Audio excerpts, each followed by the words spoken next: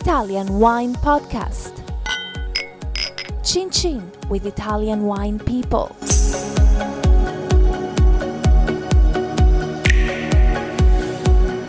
Hello, this is the Italian Wine Podcast. My name is Monty Waldin. My guest today is Sarah Heller. Sarah is a Master of Wine who sits on the faculty of Vinitaly International, also holds the title of Vinitaly International Wine Ambassador. Welcome. Thank you. So today, you and I, or mainly you, hopefully, are going to talk to us about Barolo, which is a DOCG wine from Piemonte in northwest Italy. Oh, well, you've taken all of my facts from me. But yes. Well, it was great meeting you. I like a master of wine that's concise. Absolutely. Yes. So let's start off. Whereabouts? Where is it? Where is it? So it's in Piemonte, the northwestern-most section of Italy, other than the Valle d'Aosta. But we won't get into too many specifics. Area. Yeah, the skiing area, absolutely, and the country of white truffles. So arguably the only great wine region in the world that has a food culture that kind of lives up to the quality of the wine. Tuscan French. You know, I can get you protection. I have a lot of friends in Tuscany. Oh dear, it's hard to be unbiased about Piemonte. You're a big fan then? Yeah, it's the first place I got interested in wine. I was there working at a restaurant as a cook in Turin, actually, when I took time off from university, and this is how I ended up on this. Yeah, I know that's not very geeky of me, is it? But you gotta go out and find what else is interesting. So you're working as a chef? I was working as an apprentice chef, perhaps. It's quite a casual place. The name of it was Boia Faus, which is Piemontese dialect for like what the Piemontese dialect for? For what the... I mean, I don't know. Am I allowed to swear on your podcast? Yeah, you can, yeah. Okay, what the fuck? So it's it's where I first fell in love with wine, was interested in food. So how old were you then? 20. So very young. At the time, yeah. So that was an early love affair. Indeed, yeah. So then you investigated... Never quite gotten over it. Investigated the wines. Yes. And obviously, what are the big guns in Piemonte? What are we going to talk about today? Well, so Barolo and Barbaresco. Today we're going to focus on Barolo. I was actually just in both places about 24 hours ago. But today we'll focus on Barolo, just because there's more recent additions to the complexity there with the 2010 MGA additions. So MGA is? Menzione geografiche aggiuntive. Which translates as? Geographical mentions, additional geographical mentions. So nothing particularly sexy. But so what does that mean for the label? Yeah, it effectively identifies specific vineyard names that are allowed to appear on the label, because there was a lot of confusion, right? There are crus that are known for being very high quality. So there's a sort of single vineyard areas. Indeed. Rather than actual single vineyards, although they can be. Yeah, it really depends on the size. Some are absolutely immense, so like Busi, so you really need to have more detail. Which village is Busi? How many villages are there in the Barolo DOCG zone? So 11 villages, but 5 that really have a high concentration of these MGAs and are really known for producing the top wines. So the 5 are? La Morra, Barolo, obviously, Castiglione Faletto, Serralunga d'Alba, and Monforte d'Alba. And they all sort of have their individual traits. It's largely determined, or traditionally it was largely thought to be determined by the nature of the soils. So just one parameter, basically, soil. That's the one traditionally. Traditionally, exactly. And now? Much more investigation of specific exposures and just a greater understanding that the soil is not uniform in the way that people once thought, perhaps, that it was. There are a lot of different factors, obviously starting to change with the climate being in transition, as it were. I don't know if anybody... So what are the origins of these soils, just in a nutshell? Yeah, so geologically, the whole area is very heavy clay for the most part, and it really depends on the amount of calcareous material, sand and sandstone. So the heaviest soils, the sort of dense sandstone ones, are more around Serralunga d'Alba, Monforte, Castiglione is sort of the blend. So what does that make? What does that do to the Barolos? Yeah. The Nebbiolos from that particular, they high in alcohol, low in alcohol? What does it mean? It's not as much about the alcohol as the tannic structure. It's just this robustness, this longevity. And it does come across also in the aromatics. You get just a sort of darkness, less obvious aromatic lift. Whereas from the, so these are the soils that you can divide them into all different sort of categories. But in terms of the age, that's what used to be called the Helvetian, and now the Ceravalian. That's the geological epoch. Yes, exactly. Which was when? God, it's all in the Messinian and about 12 million years ago. Okay. Versus the Tortonian, which are slightly younger, and they're more like 7-8 million years ago. And the Tortonian soils, characteristics are?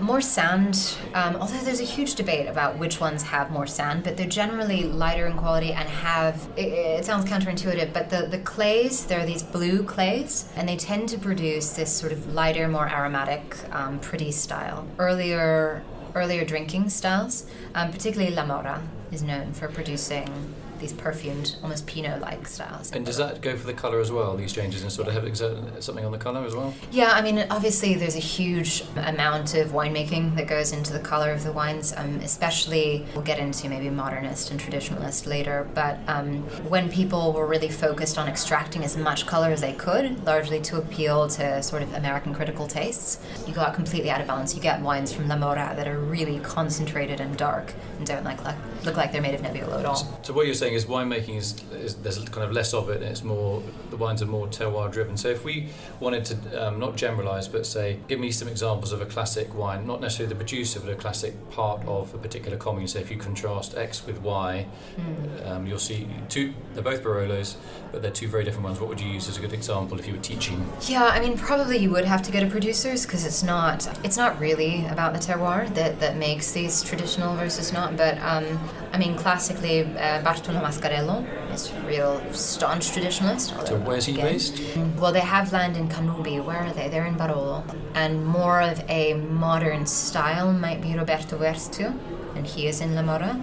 And there's just the traditionalist modernist debate, I think, has sort of been outgrown by the region. It's really probably overplayed among consumers, and so I don't want to perpetuate it too much, but there are still some differences. Well, maybe 20 years ago those differences were much starker, weren't they? Absolutely, yeah. Real clear division between the modernist and the traditionalist, yeah. Yeah, and unfortunately by a lot of people it's just been boiled down to the modern styles use barrique and the traditionalists do not. And I think it was so many more things. It was about finding more concentration in the vineyard, some of which was positive, right? There was a lot of green harvesting that happened that maybe too much sometimes. Yes, absolutely. But I think there tends to be a belief now that traditional is the best, and it's not necessarily true. I think they needed to go through this phase where some people modernity. went. Absolutely. They needed a bit of an incentive to change, because if you try some of these older wines that were made with these very, very long macerations with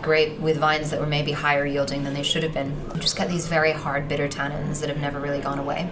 And now obviously at the height of the modernist fetish, I will say, I've tried some of those wines from the early 2000s, late 90s, from the producers who were really, using things like roto fermenters, really trying to get as much out of the skins as possible. And those wines are falling apart now too, for their own reasons, right? The alcohol was too robust. There wasn't actually enough connection of the color to the tannins, and so the phenolic chains are just sort of falling apart. So obviously neither extreme is positive, but the vast majority of producers now have come towards the middle. Phenolic chains sounds like a rock band, yeah? That's a great one. Yeah. I like that. Yeah, heavy metal. So what about climate change? Climate change. So definitely there is an awareness in the region that it's going to be challenging for them. They're kind of right at the edge, because it's characteristically been thought of as a cool climate region, but with lots of sunshine, and all of the allocation of the MGA is these crews. The decisions about which are the positive ones was based on where the snow melted first, right? So typically the most prestigious ones are the ones that were warmer, so things like Canubi, Vigna Rionda, often amphitheaters where lots of sun was collected. Those are not, I don't want to say those sites specifically, but warmer sites are not necessarily going to be the ones that produce the greatest wines 50 years from now. But viticulture is changing there, isn't it? Absolutely. In terms of, the classic look was the kind of no grass at all in the vineyard. My last visit there, I was talking to some organic growers. One of the reasons organics are becoming more popular, leaving grass between the rows, is because if you have these rain events, you get less erosion. Also, you can get into the vineyard with your tractor. There's no grass there. It's very slippy, and people do die. They fall off and they die. Yeah, absolutely. So I was there in 2014 when they had exactly the issue that there was just so much rain coming down, and people couldn't even get in to spray. It was dangerous to get up there with the little tractors, and it because of these heavy clays in the soil, it just becomes almost almost impossible to move around, literally. So yes, there are a lot more people creating a swathe.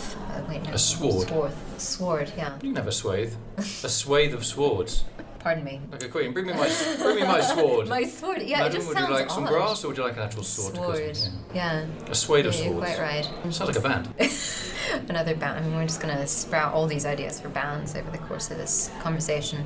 Indeed. So lots of different types of grass being grown depending on what the needs of the vineyard are, right? So some that create these very thick straws that then are able to be flattened out and create kind of mulch. Pacciamatura is called in Italian. Right. Others that vetches and various leguminous plants that are contributing more nitrogen, others that are taking it out. So I think there's a much greater sensitivity to what the vineyard needs and how the grasses can contribute to that, obviously also attracting insects. And doing it, and also having a grass competition, which isn't actually over-competing with the vines as well. Indeed, yeah. 2017, that was a really big challenge, actually, where sometimes they even the most dedicated producers, so for instance, Gaia, have been really working on only flattening their grass, never actually cutting it, because that rolling it, yeah. Yeah, because that takes additional water from the soil. They, I believe, actually had to cut it and sort of clean, just because there was so little water, especially in the early part of the season. So yeah, real challenges. I mean, when you get to the most extreme of conditions, I think people have to sort of set aside their priorities, which their priority towards creating this sort of sustainable pattern, ironically enough, in the most extreme conditions. All right, last question about the actual Nebbiolo itself from Barolo. So what does Nebbiolo normally taste of, and what makes it different in Barolo? Right, so Flavors or Nebbiolo, ageability or tannic structure, anything like that? yeah, so Nebbiolo is an interesting one. It is an aromatic, or it's not an aromatic red grape in the way that other things Like like Sauvignon Blanc. no, It's or perfumed. yeah, it's perfumed precisely. It's more like Pinot Noir. It's not like some of the genuine aromatic red grapes like Grucche or what am I trying to say, Lacrima Lacrima di Moro. Exactly, Lacrima di Moro d'Alba. Kind of got that. They both got those kind of jelly fruit. Yeah, exactly. It's not that kind of candied character. It's the famous characters are obviously this rose petal and tar. Although a lot of modern leaning producers kind of resent this tar characterization. They think of it as something unclean. My argument would be that all the best wines in the world have something a little bit filthy to touch. Didn't think I'd hear you use that language on the podcast. Oh dear. Button myself up. Yeah, no, I think it's a vital trait of all great wines that they do something a little bit bent. But and I think you find this to a greater degree in Barolo and Barbaresco than in other areas that grow Nebbiolo. So you can also find it in Valle d'Aosta, Valtellina in Lombardia, in the north of Piemonte, and in Roero, just across the river, across the Tanaro. But it's only really in Barolo Barbaresco where you get these just the intensity of the layering of the aromatics and also the structure. I mean, I think Gemi Gattinara and Valtellina are probably coming close in terms of ageability, but I haven't had really old wines from those regions that have the same robustness against time that Barolo does, especially. Cool. So I want to say thanks to my guest today, Sarah Heller, Master of Wine, via Italian Wine Ambassador. Thanks for talking today about the Barolo region in Piemonte. We'll get you back on the show at some stage to talk about other Italian wine regions. Thank you. Fantastic. Thank you. Follow Italian Wine Podcast on Facebook and Instagram.